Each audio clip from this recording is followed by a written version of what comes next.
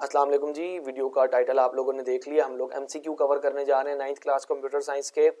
तो स्टार्ट करने से पहले आप लोगों को ये चीज़ें समझ लेनी चाहिए कि एमसीक्यूज दो तरह के होते हैं, एक मेमोरी बेस्ड होंगे और एक कॉन्सेप्ट बेस्ड होंगे। ठीक है, मेमोरी बेस्ड का मतलब होता है जिनकी कोई ख़ास या पर्टिकुलर रीज़न नहीं होती, उन वो आपकी मेमोरी को चेक करने के लिए बोर्ड वाले ने दिए होते हैं। जबकि दूसरे कॉन्सेप्ट बेस्ड होते हैं जिनको समझ के उनकी एक प्रॉपर रीज़न होती है। अगर वो आपको समझ आ जाए तो एमसीक्यू का आंसर भी आपको देना आसान हो जाता है।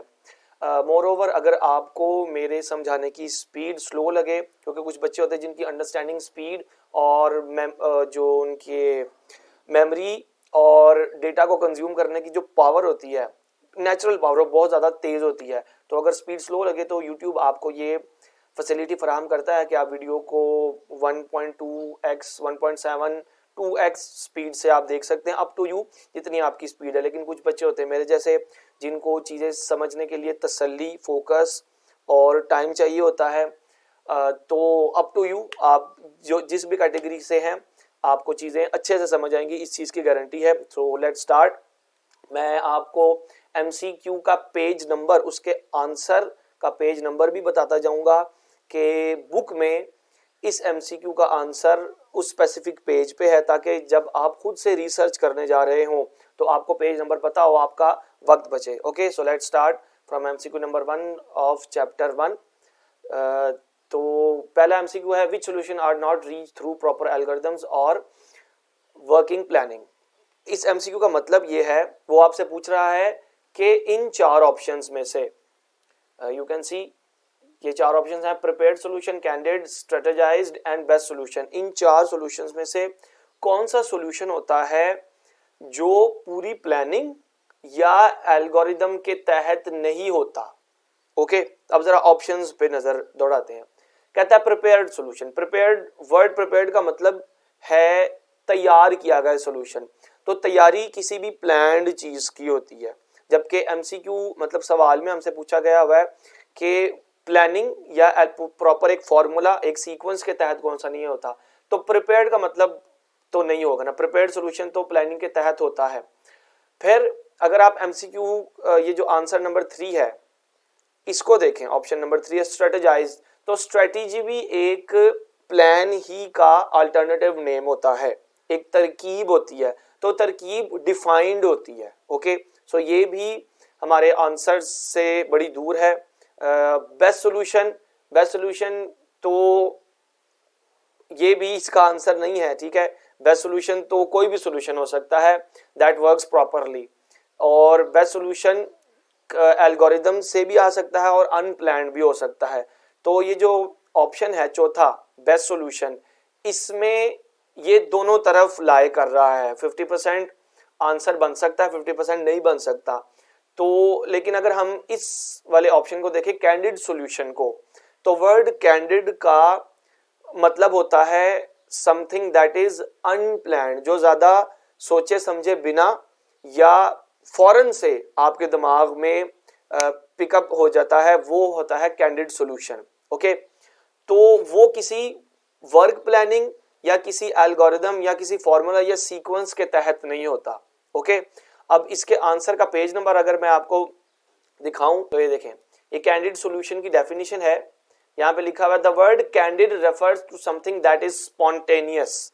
स्पॉन्टेनियस का मतलब है जो इंस्टेंटली, बिल्कुल फौरी तौर पे आपके जहन में हो जाए, या कोई भी चीज जो अनप्लान्ड हो वो स्पॉन्टेनियस होती है। Okay, so this is the reason कि कैंडिड सॉल्यूशन हमारे इस एमसीक्यू का आंसर होगा। ओके, तो बुक का पेज नंबर है 5, जहां पर यहाँ पर आपको 12 नजर आ रहा है, ये पीडीएफ की फाइल का पेज नंबर है, लेकिन बुक का पेज नंबर है ओरिजिनल में 5। ओके, तो दूसरा एमसीक्यू है, dash is a graphical representation of N algorithm. तो ऑब्वियसली इसका आंसर है फ्लो चार्ट, मैट्रिक्स, ग्राफ या सॉल्यूशन।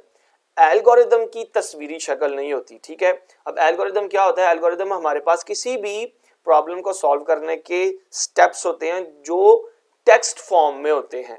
ओके, जबकि उस टेक्स्ट फॉर्म की अगर आप एक शक्ल बना दें, आप उसको एक इमेज में क्रिएट कर दें, या ग्राफिकल रिप्रेजेंटेशन कर दें तो वो हमारे पास फ्लो चार्ट कहलाता है। ठीक है, अब इसकी रीज़न जो है वो उसको डिस्कस कर लेते हैं। अच्छा, यहाँ पे लिखा हुआ है कि समटाइम्स, कभी कभार डिज़ाइनर या जो प्रॉब्लम सॉल्व कर रहा होता है वो पहले प्रोग्राम का फ्लो चार्ट बनाता है ताकि प्रॉब्लम को अच्छे से समझ सके।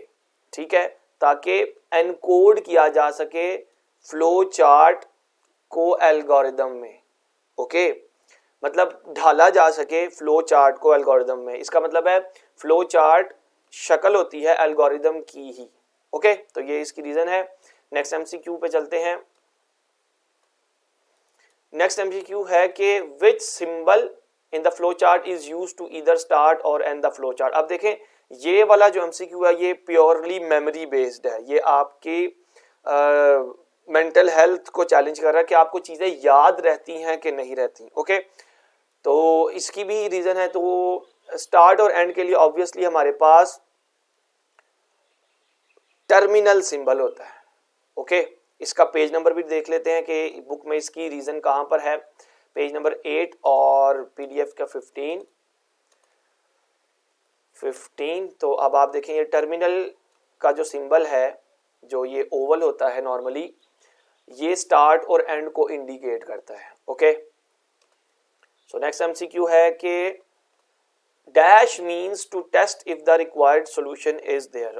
अगेन एक मेमोरी बेस्ड एमसीक्यू है, इसकी रीजन भी है।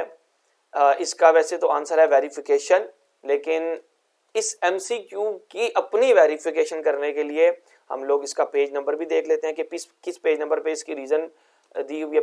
ओके, तो बुक का पेज 26 है जहां पर इसकी रीजन दी गई हुई है। देयर यू कैन सी के वेरिफिकेशन की डेफिनेशन की फर्स्ट लाइन ही वो एमसीक्यू बनाया गया हुआ है। Okay, verification means to test if the solution is actually solving the same problem for which it was designed। ठीक है, तो यही तो एमसीक्यू में हमसे पूछा जा रहा है कि वेरिफिकेशन का क्या मतलब होता है। वेरिफिकेशन का मतलब होता है कि क्या हमारे पास किसी पर्टिकुलर प्रॉब्लम का सॉल्यूशन है या नहीं है। इस चीज को हम कहते हैं वेरिफिकेशन। तो बुक का पेज नंबर है 26।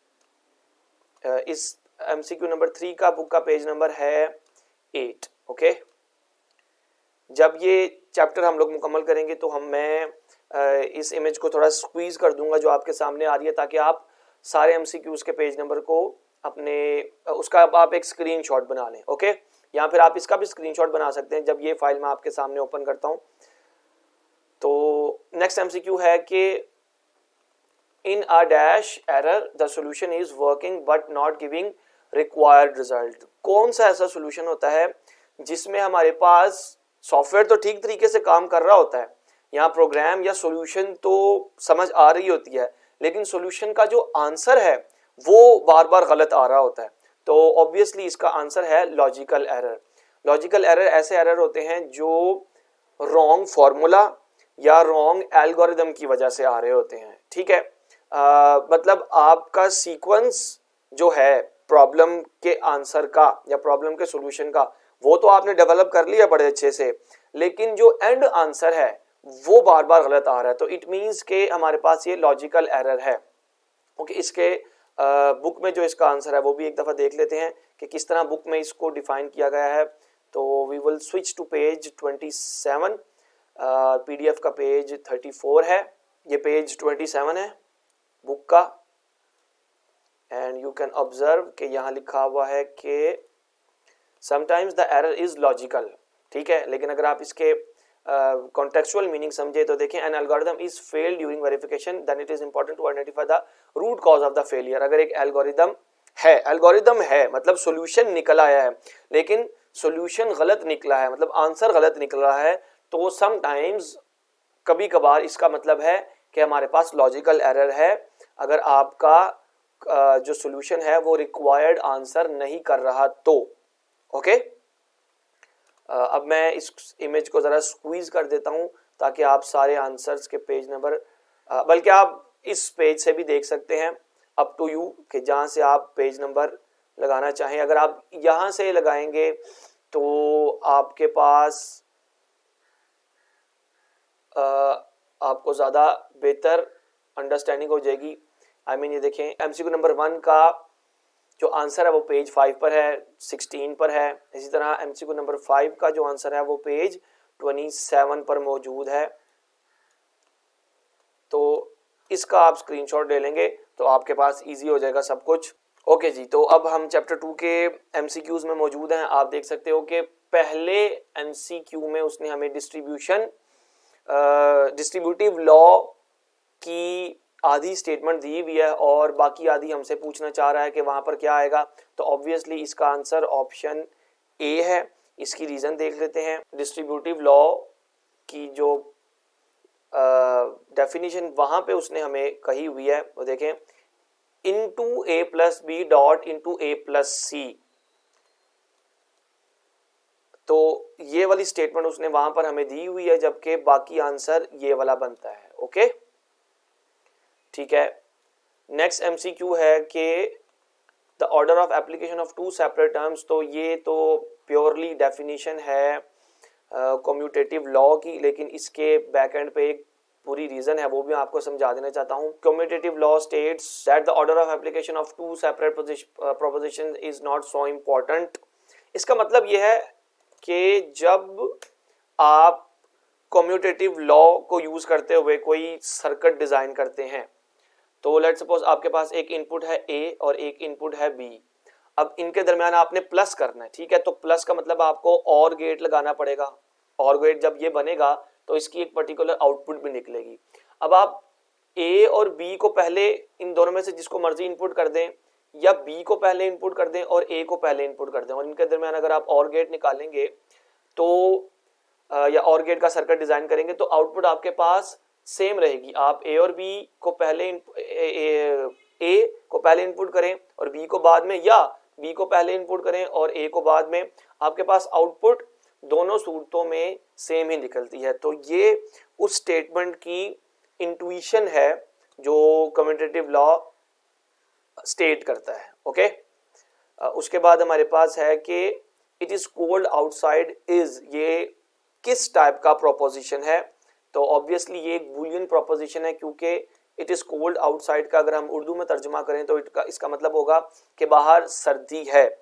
अब या तो ये बात सच हो सकती है या तो ये बात सच नहीं हो सकती, ट्रू या फॉल्स हो सकती है। ट्रू है तो इसको हम रिप्रेजेंट करेंगे 1 से, वरना 0 से। और ऐसे प्रोपोजिशंस जिनका आंसर ट्रू या फॉल्स में आ सके हम उसे बूलियन प्रोपोजिशन कहते हैं। अब कैटेगोरिकल और मॉरल प्रोपोजिशंस ये भी प्रोपोजिशंस होते हैं, लेकिन ये आपकी बुक में शामिल नहीं है, तो हमें एट द मोमेंट इनको समझने की ज़रूरत नहीं है। ओके, तो इसकी मैं आपको प्रोपोजिशन की इसकी रीजन भी दिखा देता हूं। ओके, ये देखें, अ proposition is a sentence that can either be true और फॉल्स। ऐसा जुमला जिसका जवाब ट्रू या फॉल्स में आ सके वो प्रोपोजिशन कहलाता है।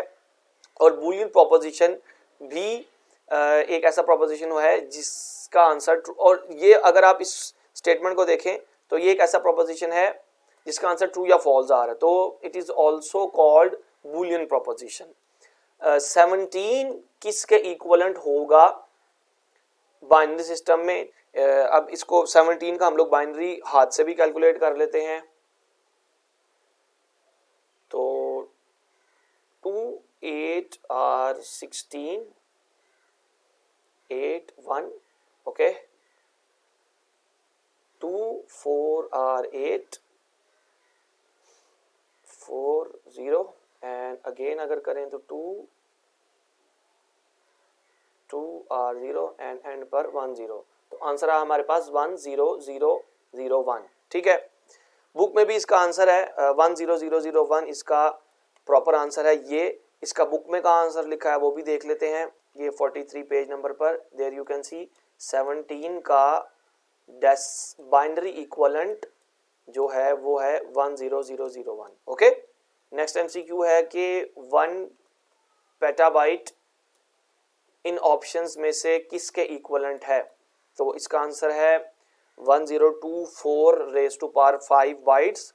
ये एक मेमोरी बेस्ड एमसीक्यू है। ये इसकी रीजन लिखी है, एक टेबल बना हुआ है बुक में, is equivalent to 1024 raise to power 5। Okay. And I recommend you कि आप ये बाकी वैल्यूज़ भी सारी की सारी बहुत अच्छे से याद रखें, ये आपको ज़रूर एग्ज़ाम में काम आएंगी। ओके। फिर लास्ट में एमसीक्यू है हमारे पास, हेक्साडेसिमल सिस्टम में टोटल कितने नंबर होते हैं। यहाँ पर हो सकता है आपको कन्फ्यूजन हो के टोटल 15 नंबर होते हैं एफ तक जाते हुए, बट अगर आप 0 से स्टार्ट करें तो हमारे पास टोटल 16 नंबर होते हैं। बाइनरी और हेक्साडेसिमल में यहाँ लिखा हुआ है कि हेक्साडेसिमल 16 नंबर यूज़ करता है। यहाँ पर अगर आप यहाँ देखें तो देखें ऐसा hexadecimal has total 16 numbers. Okay, तो अब मैं पेज नंबर्स लिख दूँ इन सब के साथ। ओके जी, तो बुक के पेज नंबर मैंने लिख दिए हैं, देयर यू कैन सी। आप इसका स्क्रीनशॉट बनाना चाहते हैं तो बना लें। एमसीक्यू नंबर 1 का आंसर है पेज 49 पर, फिर 47, 44, 36, 43 एंड 34 पेज नंबर पर इनके आंसर समझने के लिए आप जा सकते हो। ओके, अब चलते हैं चैप्टर 3 की तरफ। ओके जी, चैप्टर 3 का पहला एमसीक्यू है, the IPv4 address is made up of dash binary bits. कितनी बिट्स का IPv4 एड्रेस होता है, तो ये 32 बिट्स का होता है। इसका answer there you can see कि in total 32 bits are required to store whole IPv4 address. ठीक है ना, IPv4 एड्रेस 32 बिट्स का होता है, जबकि अगर IPv6 एड्रेस का पूछा जाए तो वो भी याद रखने वाली बात है, वो 128 बिट्स का होता है। ठीक है, फिर अगर इसको बाइट्स में कन्वर्ट करें तो ये 4 बाइट्स बनती हैं IPv4 एड्रेस की। अब ये राउटिंग प्रोसेस की डेफिनेशन है, तकरीबन उसकी डेफिनेशन है, और इसका ओरिजिनल आंसर है नेटवर्क। अब इसके आंसर की रीज़न की तरफ चलते हैं, फिर आपको बेहतर समझ आएगी कि एमसीक्यू क्या कहना चाह रहा है। लिखा ये, राउटिंग इज अ प्रोसेस, एक ऐसा प्रोसेस है जिसमें हम लोग डेटा एक डिवाइस से लेकर उसको सेंड करते हैं किसी दूसरे नेटवर्क तक। ओके, तो हमसे पूछा यही जा रहा है कि राउटिंग एक ऐसा प्रोसेस होता है जिसमें हम लोग डेटा एक डिवाइस से लेकर सेंड करते हैं दूसरी डिवाइस तक, लेकिन वो दूसरी डिवाइस बेसिकली किसी दूसरे नेटवर्क की होती है। ठीक है, फिर है DHCP किसका मुखफ़फ़ है, तो ऑब्वियसली DHCP मुखफ़फ़ है dynamic host configuration protocol. DHCP एक ऐसा प्रोटोकॉल होता है नेटवर्किंग में जो ऑटोमेटिकली या you can C dynamically assign करता है IP एड्रेसेस मल्टीपल कंप्यूटर्स या मल्टीपल क्लाइंट्स को जो भी नेटवर्क में मौजूद होते हैं। ओके, तो 74 there you can see dynamic host configuration protocol। Okay, फिर है कि communication protocols cover. Communication protocol जो होते हैं वो इन दर्ज झेल आंसर्स में से क्या क्या परफॉर्म करते हैं, जो ग्रैंड आंसर होगा वो अबव ऑल है। प्रोटोकॉल्स ऑथेंटिकेशन को भी कवर करते हैं, एरर डिटेक्ट भी करते हैं और उनको करेक्ट भी करते हैं। इसकी रीज़न हम लोग देख लेते हैं पेज नंबर 61 एंड 69। ओके, तो हम लोग इसकी रीज़न यहाँ पर देख रहे हैं, वो हमें बता रहा है कि protocols basically set of rules होते हैं या प्रोसीजर्स होते हैं। अब सेट ऑफ रूल्स और प्रोसीजर्स में सारे के सारे वो रूल्स या प्रोसीजर्स मौजूद होते हैं जो नेटवर्क में किसी यूज़र की ऑथेंटिकेशन या मैसेज सेंड और रिसीव करने के दौरान अगर कोई एरर आता है उसको डिटेक्ट और फिर उसको करेक्ट करने के भी काम आते हैं। तो इसीलिए इसका आंसर होगा अबव ऑल। मतलब ये जितने भी MCQs इस MCQ के जितने भी पॉसिबल आंसर दिए हुए हैं वो सारे के सारे।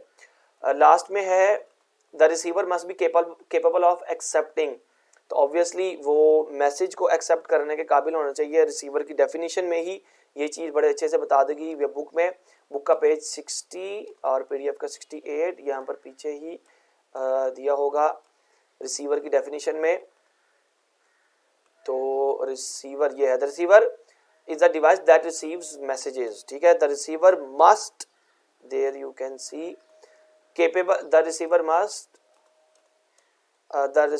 Must capable of accepting messages. Okay, तो उसकी डेफिनेशन में ही बता दिया गया हुआ है। अब मैं इसके बुक पर पेज नंबर्स ऐड कर दूं।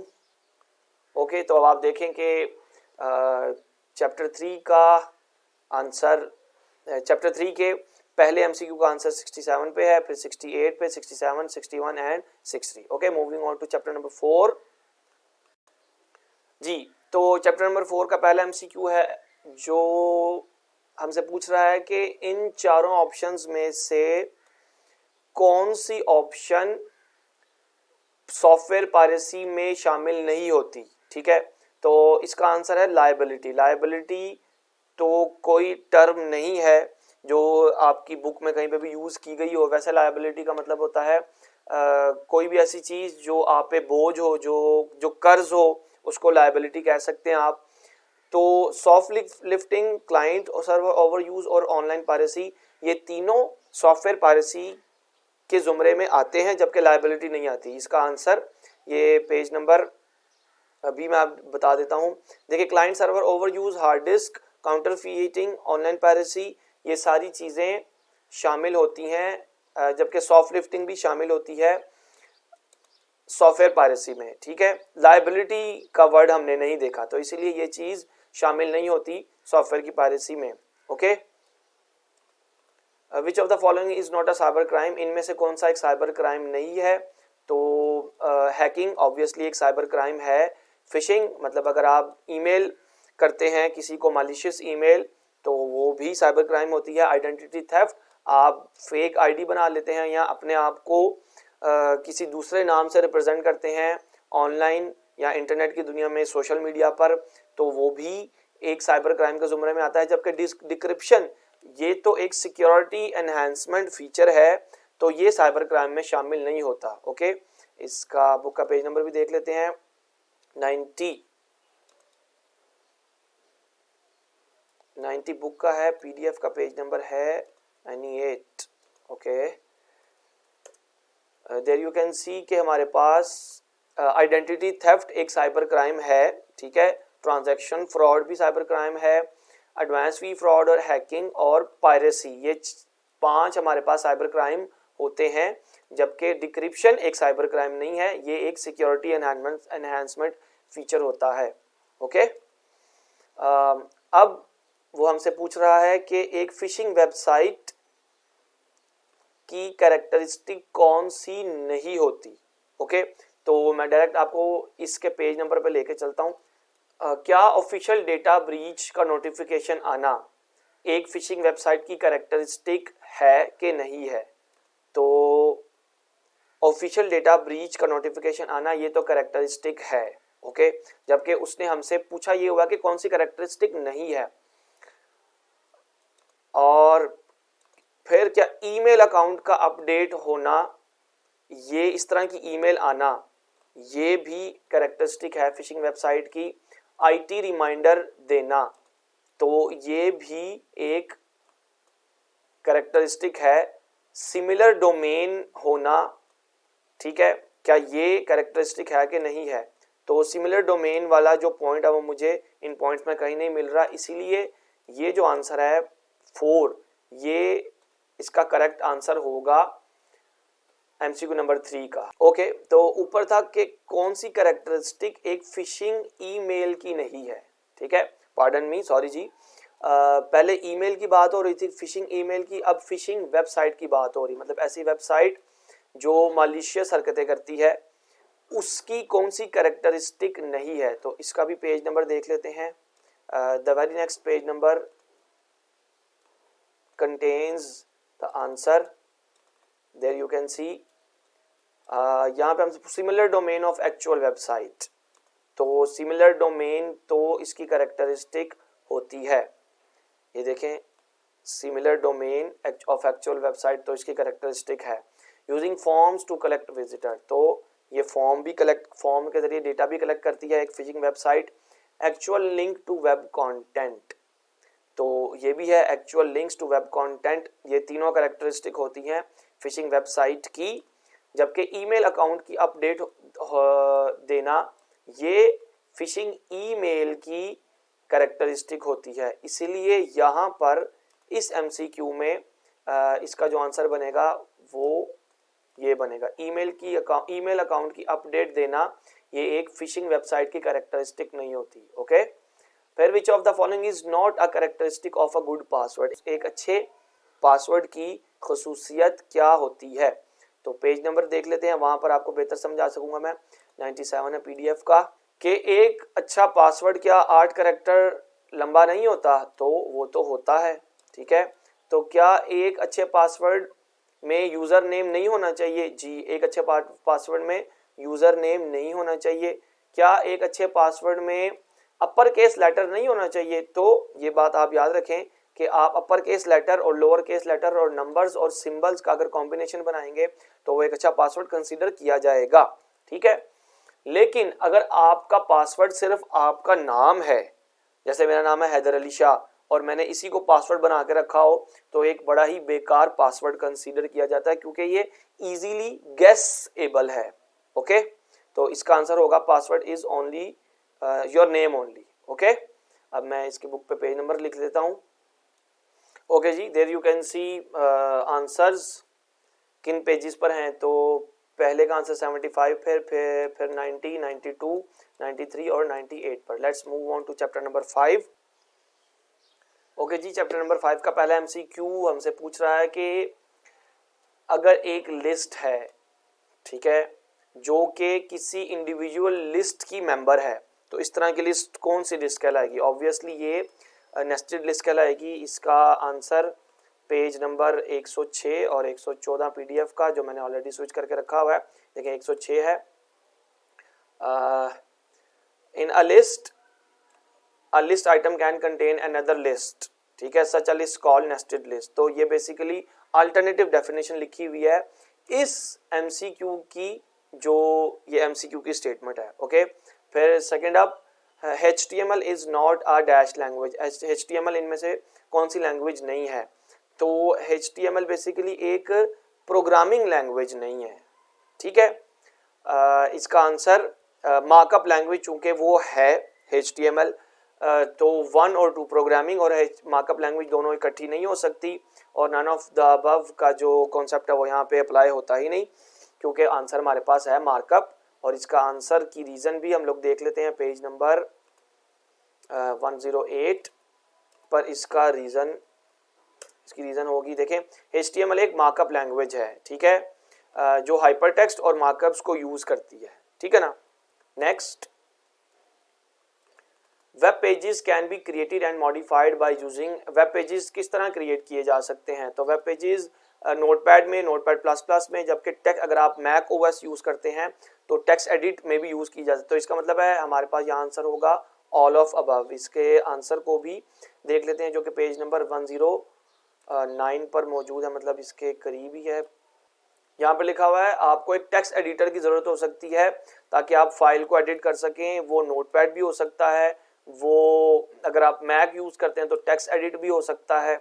ओके, और नोटपैड प्लस प्लस भी एक टेक्स्ट एडिटर के तौर पे यूज़ किया जा सकता है, जिसको आप HTML का कोड लिखने के लिए यूज़ कर सकते हैं। ओके, फिर MCQ नंबर 4 है, an HTML element usually consist of a dash tags.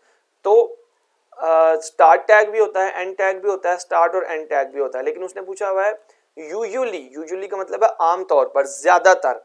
तो ज्यादातर हमारे पास ऐसे टैग्स होते हैं जो स्टार्टिंग टैग भी रखते हैं और एंडिंग टैग भी होता है उनमें। ओके, इसके आंसर का पेज नंबर भी देख लेते हैं ताकि हम लोग इसकी रीजन देख सके। Most of the tags in HTML are pair tag, मतलब जो शुरू भी होते हैं और एंड भी होते हैं, मोस्ट ऑफ, ज्यादातर। तो आई होप आपको आंसर समझ आ गया होगा। नेक्स्ट हमसे MCQ नंबर 5 में पूछ रहा है, the element in a container is a container for Meta data, data about data. Meta data का मतलब होता है डेटा अबाउट डेटा। तो वो हेड का टैग होता है जिसके अंदर हम लोग अपने वेब पेज के बारे में इंफॉर्मेशन लिख रहे होते हैं। मतलब देखें, वेब पेज बेसिकली हमारे पास एक इंफॉर्मेशन होती है जिसको हम डिस्प्ले कर रहे होते हैं उस वेब पेज को, वेब पेज के जरिए से। लेकिन वो वेब पेज बजाते खुद किस चीज़ के बारे में है, इस चीज़ को हम कहते हैं मेटा डेटा। और मेटा डेटा जो है वो हम लोग लिखते हैं हेड के टैग में। ओके, इसका आंसर भी हम लोग डिस्कस कर लेते हैं। Head section typically defines the document titles, styles and other information about the whole document. Other information और डॉक्यूमेंट का स्टाइल, उस कौन कौन सी इंफॉर्मेशन आएगी उस वेब पेज में ये सारी की सारी इंफॉर्मेशन हमें हेड का सेक्शन दे रहा होता है, इसीलिए हम कहेंगे कि मेटा डेटा को स्टोर करने वाला टैग हेड का टैग है। Okay, to save HTML page you can use, आप कौन सी एक्सटेंशन यूज करोगे? XHTML तो कोई एक्सटेंशन होती नहीं, हाँ HTML और HTML ये दोनों आप यूज करेंगे, इसलिए इसका आंसर बनेगा बोथ 1 and 2। आप .htm या .html में वेब पेजेस को स्टोर करते हैं। Okay, next up, there are dash of headings in HTML। तो हमारे पास 6 हेडिंग्स होती हैं HTML में है, ये लिखा हुआ इसका आंसर पेज नंबर 112 पर। तो देयर यू कैन सी कि हमारे पास 6 हेडिंग्स होती हैं। Okay, the headings are defined with H1 to H6 tags. Okay, next, dash tag is used to display data in tabular form. Tabular form कहते हैं table की form में जिसमें रोज और कॉलम्स हो, या grid forum you can say, ठीक है। तो उसके लिए हमारे पास टेबल का टैग होता है। इसका answer there you can see कि हमारे पास टेबल को डिफाइन करने के लिए टेबल का टैग होता है। Okay, hyperlink can be, hyperlink image पे, टेक्स्ट पे या दोनों पे लगाया जा सकता है। तो ऑब्वियसली हाइपरलिंक टेक्स्ट, इमेज या किसी ग्राफिक आइकन पे भी अप्लाई किया जा सकता है, किसी पैराग्राफ पे भी किया जा सकता है। तो there you can see hyperlink is such an icon, graphic or text. Okay, किसी पे भी अप्लाई किया जा सकता है। फिर नेक्स्ट है इन बॉडी टैग, बॉडी के टैग में कौन सा एट्रीब्यूट हमें मदद करता है ताकि हम लोग बैकग्राउंड पे कोई इमेज अप्लाई कर सकें, ठीक है। तो बैकग्राउंड इमेज अप्लाई करने के लिए बैकग्राउंड का ही एट्रीब्यूट होता है जिसको हमें यूज करना पड़ता है, ये हम लोग देख लेते हैं। There you can see the background attribute of the body tag specifies the background, ठीक है। तो बैकग्राउंड के नाम का वो टैग, सॉरी वो एट्रीब्यूट होता है जो हम बॉडी के टैग में यूज करते हैं। ओके, अब आंसर्स के पेज नंबर मैं लिख देता हूँ। ओके जी, तो ये आंसर्स के पेज नंबर हैं पहले 4 MCQs के 106, 100, 102, 101 पर, और फिर 5 to 10 अगर आप देखें तो 103 पर MCQ नंबर 5 का आंसर है। देन 101, 104, 110, 19 एंड 100 पर आपको इन पर्टिकुलर MCQs के आंसर की रीज़न मिल जाएगी। आपको मज़ीद कुछ पूछना हुआ तो नीचे सोशल मीडिया के लिंक्स दिए हुए हैं, वहाँ पर आप मैसेज करके पूछ सकते हैं।